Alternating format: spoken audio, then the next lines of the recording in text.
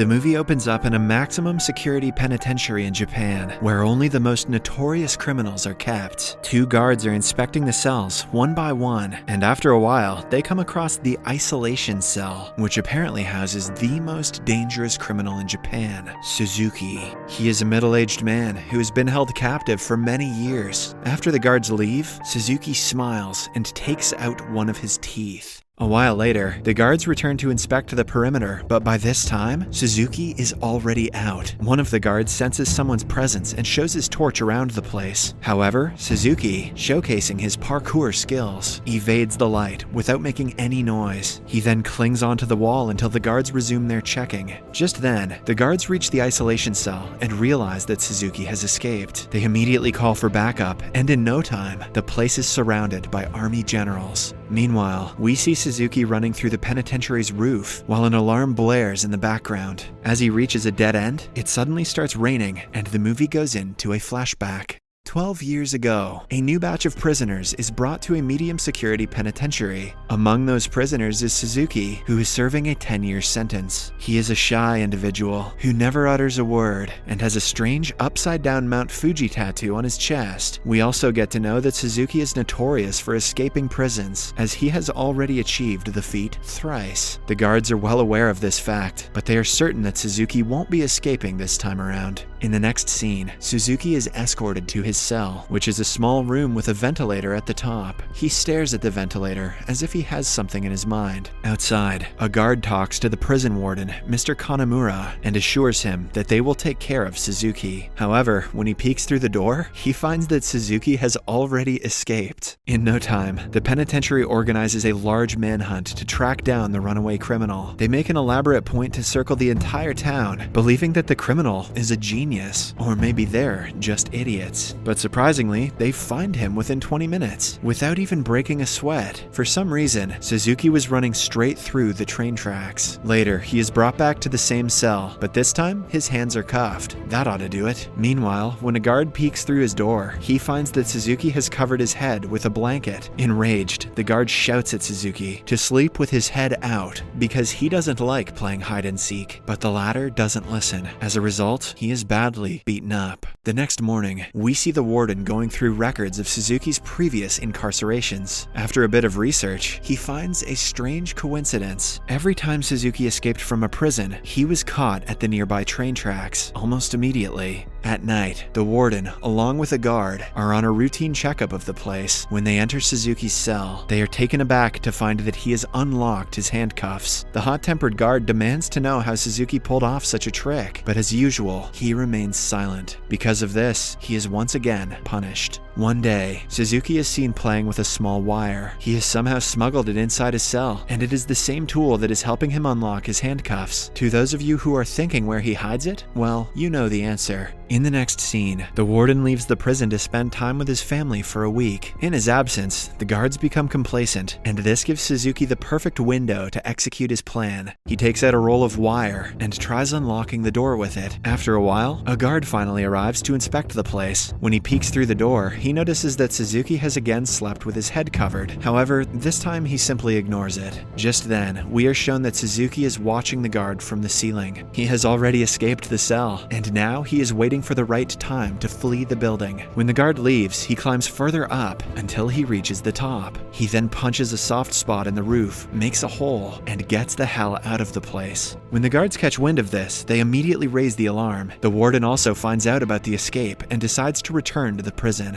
The next morning, as the officials are planning the manhunt, the warden arrives. He suggests to the group that they cancel all of their plans and instead send a single team to the nearby railway tracks. The officials are stunned, as they believe that Suzuki is not stupid enough to hide in the same location, but when the warden tells them he is sure, they agree. Surprisingly, his prediction comes true, and the runaway criminal is again captured near the tracks. It seems as if all his intelligence wanes off as soon as he exits the prison, or maybe he just really likes choo-choos. The following day, the warden is rewarded for his quick thinking and is promoted to a high-ranking position at the Ministry of Justice. Now, he has to leave his duties at the prison. His new task is to visit various penitentiaries around the country and inspect the living conditions of the prisoners. On the other hand, Suzuki again breaks from his cell and is again apprehended near the train tracks. With each year passing by, he gets transferred to several penitentiaries, but none of them can hold him inside. Because of this, the media dubs him as the breakout king, and he becomes a cultural icon. I'd have called him David Train.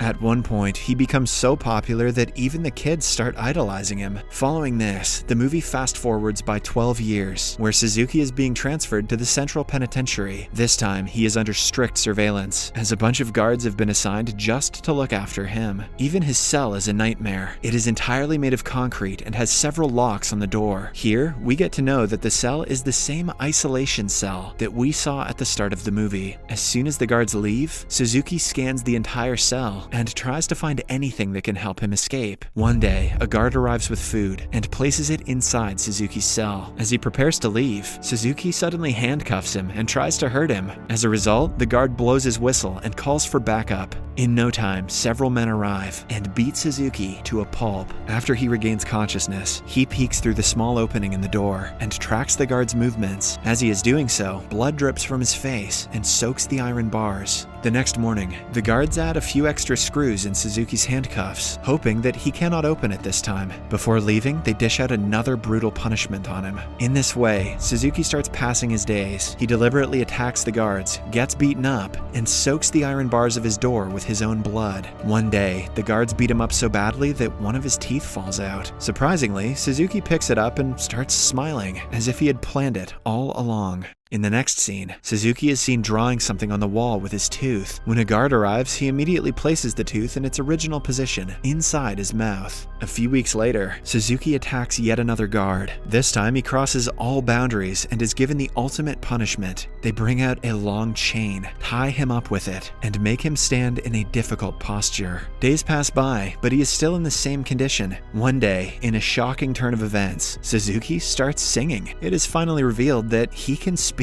The movie then fast forwards by a year, and poor Suzuki is still going through the punishment. He has started looking like a castaway, and maggots are seen running through his hands, where he has been cuffed. Fortunately, that evening, the guards enter his cell and eventually take the chains off. As a result, he finally gets to rest after an entire year. Meanwhile, ex-warden Mr. Kanemura arrives at the penitentiary to inspect the facilities there. When he approaches the isolation cell, he notices a sick and fragile Suzuki. However, he simply ignores him and walks away. Next, we are taken to the same night that we saw at the start of the movie. When it starts thundering outside, Suzuki sets his plan into motion. It appears as if he has been waiting for this day for over a year. He takes out his tooth and starts opening the screws of his cuffs. Here, we get to know that Suzuki was not drawing on the walls, but in fact, he was just sharpening his tooth so that it could fit the screws. After setting himself free from the cuffs, he approaches the door and starts shaking its metal bars. Surprisingly, due to the constant dripping of blood, the metal bars have become rusty and they easily come off. With this, he escapes his cell and eventually the entire place. In the following scene, we are taken to the past. On the day Suzuki was born, his mother dies due to delivery complications, while his father is rotting inside jail. Due to this, he is raised by his extended family. One day, as Suzuki is practicing his parkour skills in the woods, he is suddenly approached by his runaway father. The two bond for a while, and Suzuki notices the same tattoo on his father's chest. Unfortunately, their meeting is cut short when some officers arrive and begin chasing the dad. Seeing this, Suzuki thinks he's probably not coming back with milk and vows to meet his father someday. Back to the present, Suzuki is again running through the tracks when he is stopped by Mr. Kanemura. The ex-warden asks him to stop, and surprisingly, he obliges. After a while, a group of guards arrive at the scene and take him away. Seeing that even the most fortified of penitentiaries could not hold Suzuki, the head of the criminal department orders Mr. Kanemura to escort Suzuki to the deadliest prison on Earth, the Prison Isle. The Prison Isle is like no other penitentiaries. It is located in the middle of the ocean, with extremely dangerous currents on all sides, and more importantly, no damn trains nearby. Furthermore, the nearby waters also contain sharks, hence making escape impossible. The insides of the penitentiary are equally terrifying. Hundreds of guards are sanctioned around the place, and if a prisoner tries to escape, they are shot on sight. The prisoners are also given poisoned food, which slowly makes them go insane. The hell's the point of that? When Suzuki arrives at the place, he is immediately locked inside his cell. The cell is just a bunch of rods put together, which constricts Suzuki around his whole body. As a result, he is not allowed to move an inch, let alone escape. Elsewhere, Mr. Kanamura enters the prison library and starts searching for information about Suzuki. After a bit of searching, he eventually gets some old files and goes through them. Back inside the prison, Suzuki is meditating inside his cell. Although escaping from the place seems impossible, he seems to have an idea in mind. After a while, he ends his meditation and opens his eyes. He then dislocates both of his shoulders and slowly gets out of the tiny confinement. A prisoner notices him in the act, but since he is too intoxicated, he doesn't say a damn word. Meanwhile, as Mr. Kanamura is still engrossed in his research, the alarm in the island goes off. However, instead of being worried, the prison warden becomes happy, as there is virtually no way to escape the island. He is also delighted that his guards finally have an opportunity to kill a prisoner. Mr. Kanamura tries to tell him that Suzuki is a genius, but the warden ignores him and tells them that they will begin the search operation the next morning.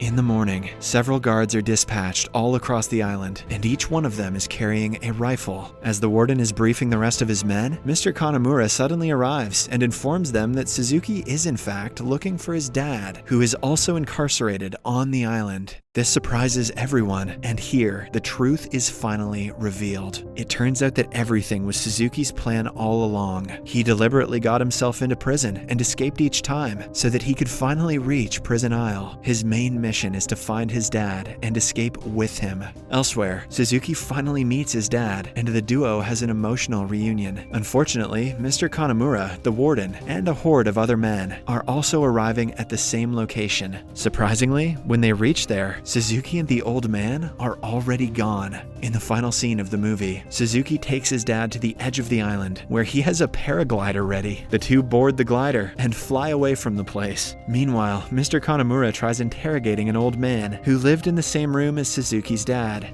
Just then, he notices the same tattoo on this man's chest and is taken aback. The movie ends as Mr. Kanamura narrates that after all these years of planning, Suzuki has escaped with the wrong man. Subscribe for more videos like this, turn on notifications, and leave a like to help the channel out. Thank you for watching.